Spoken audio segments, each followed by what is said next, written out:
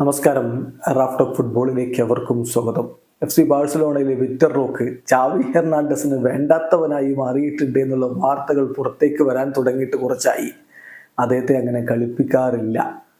വലിയ പ്രതീക്ഷയോടുകൂടി ബ്രസീലിൽ നിന്ന് കൊണ്ടുവന്നയാളാണ്. പക്ഷേ ചാവി ഹെർണാണ്ടസ് വേണ്ട വിധത്തിൽ അവസരം കൊടുക്കുന്നില്ല എന്നതാണ് യാഥാർത്ഥ്യം. ഇപ്പൊ ഇന്നലെ റയൽ സോസിഡാഡിനെതിരെയുള്ള കളി, ആ കളി എന്ന് പറയുമ്പോൾ ഓൾറെഡി കിരീടം കൈവിട്ട കളിയാണ്, വലിയ പ്രാധാന്യമൊന്നുമില്ലാത്ത കളിയാണ്.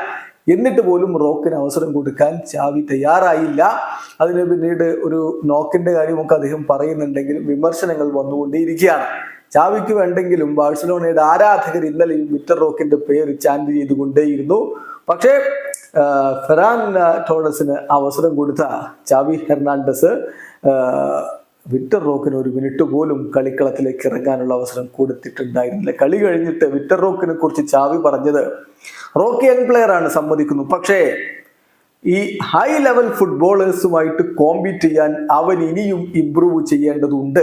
ചുരുക്കത്തിൽ റോക്ക് അത്ര പോരാ എന്ന അഭിപ്രായമാണ് ചാവി ഹെർണാണ്ടസ് പങ്കുവെക്കുന്നത്.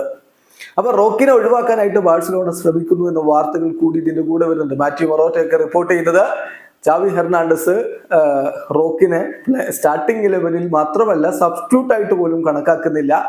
അതുകൊണ്ട് അദ്ദേഹത്തെ ഒഴിവാക്കാൻ ശ്രമിക്കുന്നു. ഒന്നുകിൽ ലോണിൽ പറഞ്ഞു വിടും, അങ്ങനെയാണെങ്കിൽ മറ്റൊരു ഫോർവേഡിനെ ലോണിൽ കൊണ്ടുവരും, അല്ലെങ്കിൽ വിട്ടൊഴിവാക്കും, എന്നിട്ട് പകരക്കാരനെ കൊണ്ടുവരും എന്ന തരത്തിൽ മാത്യു മൊറാറ്റോയ്ക്ക് ഇപ്പോൾ റിപ്പോർട്ട് ചെയ്തിട്ടുണ്ട്. എന്തായാലും ഒരുപാട് വലിയ ഓഫറുകൾ റിജക്ട് ചെയ്തിട്ട് ഡ്രീം ക്ലബ്ബാണെന്ന് പറഞ്ഞുകൊണ്ട് പോയതാണ് റോക്ക് FC ബാഴ്സലോണയിലേക്ക്. ആകെ 300 മിനിറ്റോളമാണ് കളിപ്പിച്ചത്. അതും അദ്ദേഹത്തിന്റെ യഥാർത്ഥ പൊസിഷനിലായിരുന്നില്ല പലപ്പോഴും ഇറക്കിയത്. ചാവി യുവതാരത്തിന്റെ ഭാവി നശിപ്പിക്കുന്നു എന്ന തരത്തിലുള്ള വിമർശനങ്ങൾ ഇപ്പോഴേ ഉയർന്നു കഴിഞ്ഞിട്ടുണ്ട്. വീഡിയോ അവസാനിക്കുന്ന ഫുട്ബോൾ ലോകത്തെ കൂടുതൽ വിശേഷങ്ങളുമായി റാഫ് ടോക്സ് എത്താം.